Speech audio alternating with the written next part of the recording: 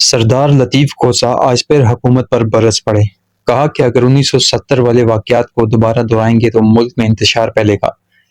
جس کا نتیجہ یہ ہوگا کہ جو 1971 میں پاکستان کو لے ڈوبا۔ اگر آپ ملک کو بہتری کی طرف لے کر جانا چاہتے ہیں تو سردار لطیف کوسہ کا یہ کہنا تھا کہ 1970 والے واقعات کو دوبارہ مت دہرائیں۔ آگے ان کی تقریر کا ملاحظہ کیجیے۔ ڈیجیٹل دہشت گردی کا پر نہ تو کسی جرم کا اطلاق ہوتا ہے، نہ ہی انہیں اتنا برہم ہونے کی ضرورت ہے، بلکہ اس کا ازالہ کریں، خدا کا خوف کریں، 1971 سے کچھ سبق سیکھیں، 1971 کا ریپلیکا مت دہرائیں دوبارہ۔ 1971 میں بھی ہم نے یہی ایگزیکٹلی کیا تھا کہ عوامی مینڈیٹ کو ہم نے تسلیم کرتے ہوئے انکار کیا تھا۔ اس سے پہلے ہم نے فاطمہ جناح کو غدار کہا اور ہم نے کہا فاطمہ جناح اور پاکستان نہیں چل سکتے۔ اس کے بعد ہم نے مجیب الرحمان کو غدار کہا اور ہم نے کہا پاکستان اور یہ نہیں چل سکتے، 2 لفظ کروا لیا ملک۔ پھر ہم نے بھٹو کو غدار کہا، ہم نے پھانسی دے دی اس کو اور کہا پاکستان نہیں چل سکتا۔ پھر ہم نے بے نظیر کو پھانسی دے دی، قتل کر دیا اور کہا کہ پاکستان کا سیکیورٹی رسک ہے، وہ نہیں چل سکتے۔ پھر ہم نے نواز شریف پر ہائی جیکنگ کا کیس بنا کر اس کو 2 تہائی تھی وہ عمر قید سزا کر دی، اور پھر ہم نے اب عمران خان کو غدار کہہ کر ہم نے اسے جیل میں ٹھونسا ہوا ہے۔ تو بس کر دیں یہ ڈرامے، بس کر دیں۔ ملک کی تباہی کا شاخسانہ بن رہا ہے اس وقت جو مہنگائی ہے۔ علمان لوگوں کے مسائل کو دیکھیں، لوگوں پر رحم کھائیں، لوگوں کو حق حکمرانی واپس کریں تاکہ وہ لوگوں کے دکھ درد کو سنبھالیں اور سوچیں اور ملک کو اس دلدل سے نکالیں۔ یہ فوج کا کام نہیں ہوتا ہے، اسٹیبلشمنٹ کا کام نہیں ہوتا ہے حکومت کرنا۔ آپ حلف کی پاسداری کریں، آئین کے دودھ قیود کے اندر رہیں، اسی میں ملک کی فلاح ہے، اسی میں ملک کی بقا ہے۔ انہوں نے پہلے، میں نے اس دن بھی بحث کی تھی لیکن 2 دن کا جسمانی ریمانڈ دے دیا گیا تھا۔ آج جسمانی ریمانڈ کی انہوں نے دوبارہ استدعا فرمائی ہے کی ہے کہ مزید انہوں نے تفتیش کے لیے انہوں نے کہا ہمیں ان کے جسم درکار ہے، اس لیے ہمیں مزید جسمانی ریمانڈ دیا جائے۔ اس کی ہم نے شدید طریقے مخالفت کی اور میں نے ایک جو دفعے تھے جو انہوں نے دفعہ 9 لگایا تھا، دفعہ 10 لگایا، دفعہ 11 لگایا اور اس کے ساتھ دفعہ 6، 7 اور 8 کا بھی ذکر تھا۔ میں نے ایک قانون کی وہ اصطلاح شکیں پڑھ کر سنائی، جن میں سے ایک کا بھی اطلاق وہ پیکا کے اس ایکٹ کا موجودہ جو انہوں نے الزام لگائے ہیں ان میں سے ایک بھی کا اطلاق نہیں ہوتا ہے، اور وہ ہے پراسکرائبڈ جو آرگنائزیشنز ہیں، یعنی مذہبی جو دہشت گردی کی یا سیکٹیرین دہشت گردی کی یا وہ جو اینٹی ٹیررزم ایکٹ، انسداد دہشت گردی کے ایکٹ میں جن تنظیموں پر پابندی لگائی ہے بین الاقوامی طور پر یا پاکستانی حکومت نے لگائی ہے ان پر، ان کے ساتھ ان کی گٹھ جوڑ کے متعلق سارے دفعات کا ذکر ہے۔ ہمارے یا وہ سیکٹری انفارمیشن رؤوف حسن ہو یا دیگر جو ملازمین ہیں جن کا بالکل کوئی تعلق نہیں ہے،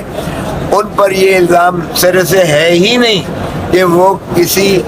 ممنوع تنظیم کے ساتھ وہ ان کی معاونت کرتے تھے یا ان کے ایجنڈے کو پروموٹ کرنے کے لیے کوئی ایسے وہ کر رہے تھے، کوئی وہ ڈیجیٹل وہ ان کے تعلقات تھے جو آگے پہنچا رہے تھے یا اس کو ان کی امداد کر رہے تھے دہشت گردی کے حوالہ سے۔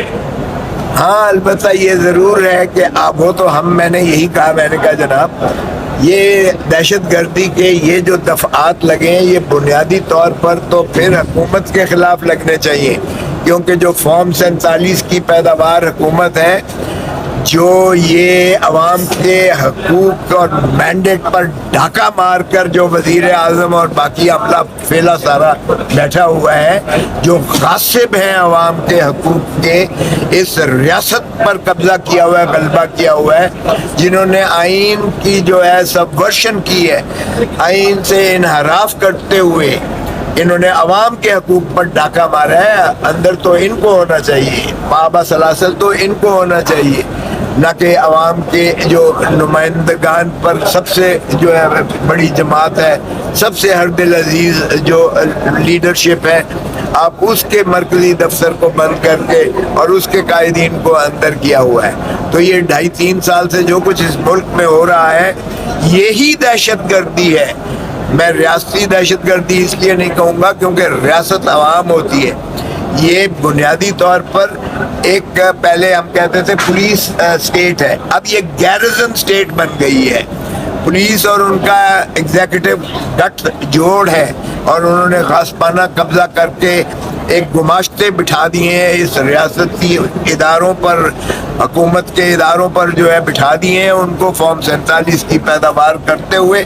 اور وہ سارا یہ کر رہے ہیں. تو ہم نے یہی کہا کہ اگر پارلیمان کے اندر ہم یہ تنقید کرتے ہیں, جب نواز شریف آتا ہے تو ہم کہتے ہیں کہ یہ ڈاکٹر یاسمین سے ہارا ہوا فارم 47 کی پیداوار ہے, یہ کیوں گھس بیٹھیا اس میں بیٹھا ہوا ہے پارلیمان. جب پرائم منسٹر صاحب جو سو کالڈ جعلی وزیر اعظم شہباز شریف آتا ہے, میں خود اس کے ساتھ والے حلقے سے MNA بنا ہوں, 45,000 ووٹوں سے میں جیتا ہوا ہوں,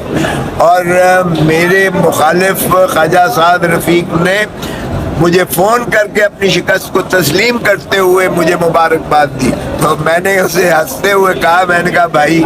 یہ اچھی ریت آپ نے ڈالی ہے, کاش اپنے بڑوں کو بھی تھوڑا سا سکھا دیتے کہ اگر نواز شریف اپنی شکست مان لیتا ڈاکٹر یاسمین سے, شہباز شریف مان لیتا,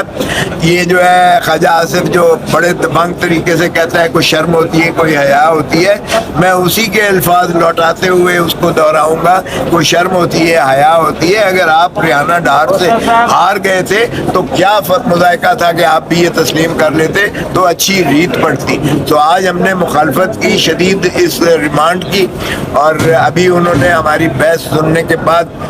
فیصلہ محفوظ کیا ہے. لیکن مجھے کبھی امید ہے کہ چونکہ کسی بھی دفعہ 9, 10, 11 کسی دفعے کا اطلاق بادی النظر میں بھی نہیں ہوتا ہے, کیونکہ کسی ہم ممنوع تنظیم کے ساتھ نہ تو دہشت گردی پھیلا رہے ہیں, نہ ان کے سہولت کار ہیں, نہ ان کو